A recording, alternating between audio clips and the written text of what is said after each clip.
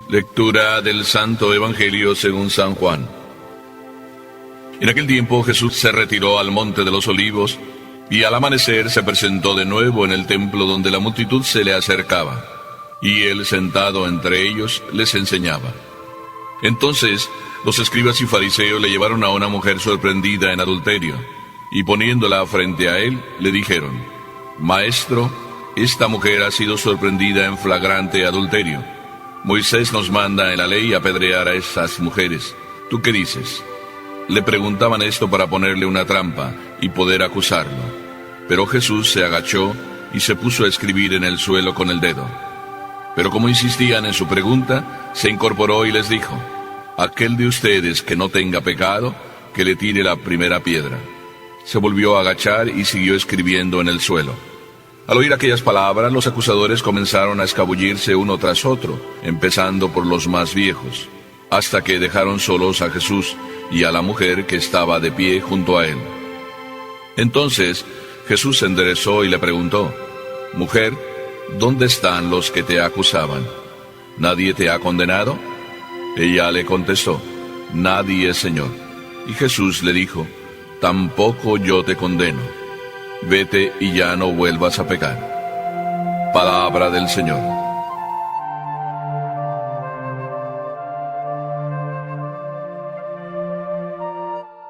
Este evangelio lo llamamos muchas veces el evangelio de la mujer adúltera. Sin embargo, este evangelio quiero titularlo Los viejos y el joven Jesús. Pues los viejos, muchos nos podemos llamar viejos, y el joven Jesús. Me estoy acordando en este momento de una persona que me dijo un día: ¡ay, padre! ¡Ay, padre! Y todo empezaba siempre que decía algo con esa frase: ¡ay, padre! Detrás del ¡ay, padre! se ocultaban los 89 años que tenía. Y como que todo era queja. Aquel inicio: ¡ay, padre! Luego seguía una serie de frases, todas ellas bonitas. Pues yo he recibido un grande regalo. Me encontré con una buena mujer que me ha sabido soportar, que ha tenido paciencia conmigo. 89 años tiene este señor. Y llevan casados pues más de 50. Y siempre contentos, siempre alegres. ¿Y de dónde sacan fuerza? Tengo una sola respuesta. Todos los días los veo aquí en la iglesia a las 8 de la mañana para estar con Jesús, para celebrar lo mejor de cada día, la Santa Misa. Pues de alguna manera, quiero decirles que así empieza este evangelio. Empieza con lo que sería el joven Jesús. Y empieza el joven Jesús a querer vivir lo que hace joven a todo joven y a todo viejo. Empieza Jesús a retirarse al monte. Así el evangelio dice: Jesús se retiró al monte de los Olivos. Jesús tenía momentos para Dios. Todos sabemos que se retiraba, y este huerto de los Olivos era particularmente querido por Jesús. Y el evangelio dice que se retiró al monte y al amanecer de nuevo se presentó en el templo. El joven Jesús no es viejo, y no es viejo no porque no tenga 89 años, sino porque a sus 32, 33 años sigue cargando las pilas. La lección de Jesús: cargar las pilas cada día. Él lo hacía de noche. Él buscaba los momentos de silencio, el lugar preciso, para enseñarnos a cada uno de nosotros, a ti y a mí, que es necesario buscar el lugar preciso, el momento concreto, para entonces cargar las pilas. Y es muy importante que escuchemos esto. Hijo mío, no vengo a decirte lo mismo de la semana pasada, ni lo mismo del año pasado. Vengo a decirte que cargar las pilas es algo tan esencial como el pollo, como el bistec que todos los días te tomas, o como la ensalada si es que estás en la dieta especial. Es necesario cargar las pilas. Y no es solo cuestión de viejos. Mira que si yo no cargara las pilas todos los días, la verdad te digo que no sé si me estarías escuchando en este instante. Por eso Jesús lo llamo también el valiente, el que sabe regalarle a Papá Dios el mejor tiempo, el mejor lugar, lo mejor de su ser, su corazón entero.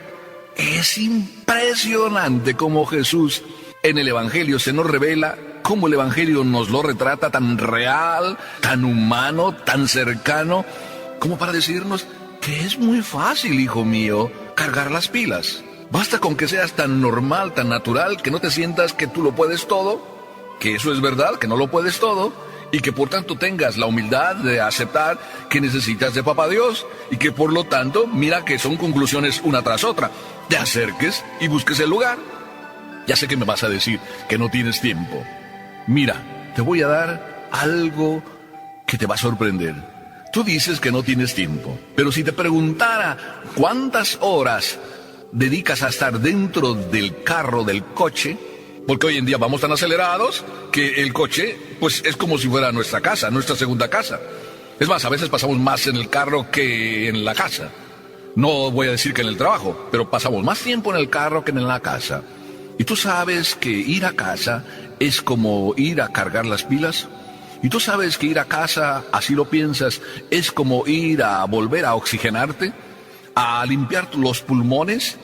¿A darle fuerza a tu corazón para continuar la vida de diario? ¿Verdad que sí? Pero no quieres ir a casa. ¿Por qué?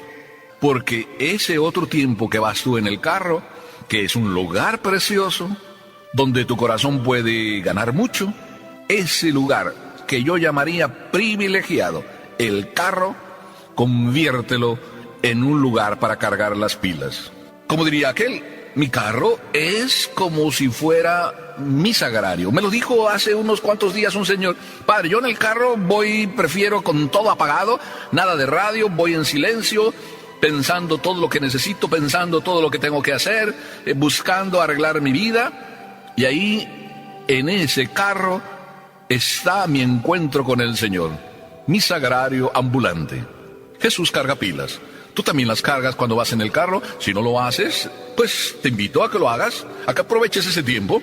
Tú llevas colgado del espejo retrovisor un rosario. ¿Te sirve de algo o es nada más algo que ahí está, como diciendo que mágicamente la Virgen me cuide? Ese rosario debe ser algo más que un amuleto que va a ir diciendo que tú crees en algo. A lo mejor también llevas a San Cristóbal. Yo creo que también llevas una cartera, y en la cartera probablemente esté la imagen de la Virgen de Guadalupe. Yo creo que no te falta. Todo eso, de verdad, ¿por qué no lo aprovechas para convertir tu carro en un sagrario? En eso te puedes parecer a Jesús, porque lo puedes aprovechar para convertirlo en oportunidad para cargar las pilas. Y puedes mantener la alegría y la paz de la juventud de Jesús. Luego viene ese segundo capítulo. Maestro, esta mujer ha sido sorprendida en flagrante adulterio. La ley de Moisés nos manda a apedrear a las adúlteras. ¿Tú qué dices?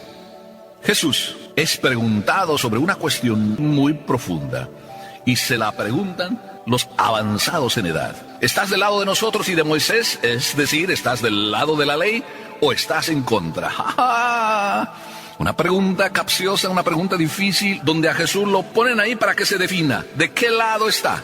¿La ley y todo lo que Papá Dios nos dejó? ¿O está contra Dios? Dura la pregunta. Y Jesús captó la importancia de la pregunta. ¿Tú crees que se puso nervioso e impaciente porque le estaban haciendo esa pregunta? Y Jesús está tan tranquilo como si nada hubiera pasado. Unos viejos avanzados en edad y en crímenes, como nos dice la primera lectura, estos viejos están queriendo probar a un joven Jesús. Y resulta que el joven Jesús sigue ahí como que no hacía caso. Como insistían en preguntarle, Jesús entonces les responde: el que esté sin pecado, que le tire la primera piedra. Jesús no se pone en contra de la ley, sino al contrario, usa la misma ley. Con la misma ley les dice: el que esté sin pecado, que tire la primera piedra.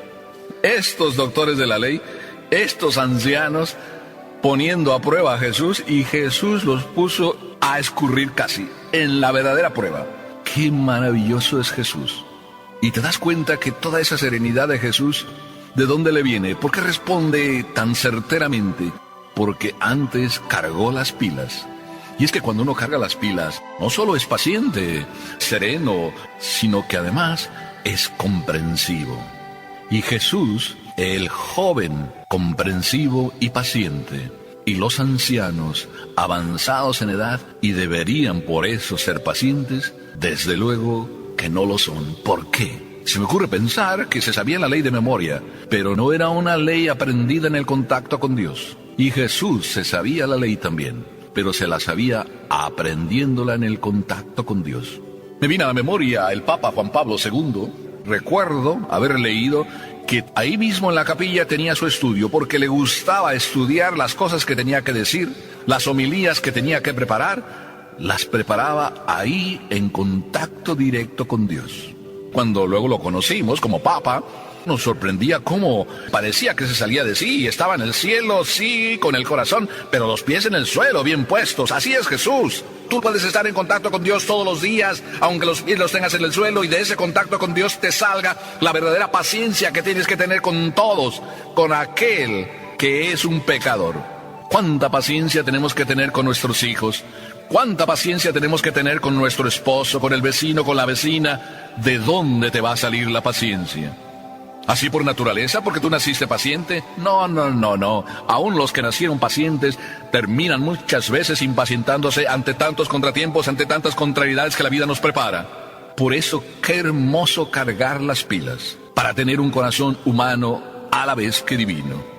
Jesús entonces no estaba contra Moisés, aunque ellos querían ponerlo contra Moisés. Jesús estaba para que se cumpliera con mayor perfección la ley de Moisés.